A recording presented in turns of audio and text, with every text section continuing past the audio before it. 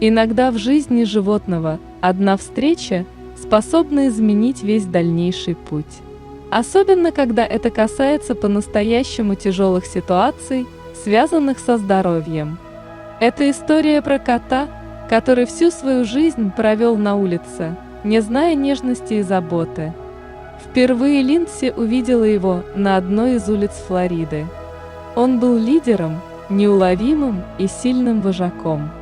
Порванное ухо не портило внешность, добавляя изюминку, но особым украшением его мордашки были глаза, желтые, глубокие, они словно горели ярким огнем воли. Кот был похож на хищного манула, и, несмотря на возраст, он был достаточно ловкий. Волонтерам не сразу удалось его поймать. Он не шел на приманки, а через некоторое время вообще пропал из виду.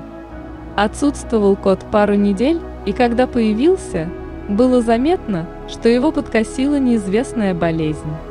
Питомец с трудом передвигался и практически сразу добровольно пошел в клетку-ловушку. Мудрый вожак понял, что помочь ему смогут только люди.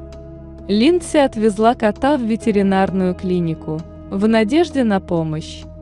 Однако после осмотра врач сообщил, что коту уже не смогут помочь, и у него один путь. Оказалось, что котик страдает от вируса иммунодефицита. Это звучало как приговор, но в его глазах теплилась надежда на исцеление. Казалось, что он не готов сдаваться и будет бороться до последнего. Женщина решила забрать его к себе и сделать все возможное для его исцеления. Она назвала своего подопечного мистером Би. В течение нескольких недель она лечила его от различных инфекций, приезжая в разные клиники.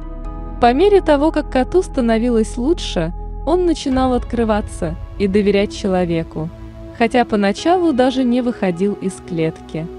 Но однажды он разрешил взять себя на руки и позволить дать ему лекарство. При этом он не сопротивлялся, а прижимался к Линдси с благодарностью. За время лечения Линдси сменила 3 ветеринаров, и все они советовали перестать цепляться за жизнь, ведь кот был уже не молод. Но Би не сдавался. Медленно, но уверенно он поправлялся благодаря силе воли и стараниям Линдси. Котик полюбил сидеть на коленях человека, таял от нежности и обнимашек, и уже мало что в нем напоминало того дикаря, которым он пришел с улицы. И вот через 4 месяца в жизни Би появилась Джена, ветеринар из Северной Каролины.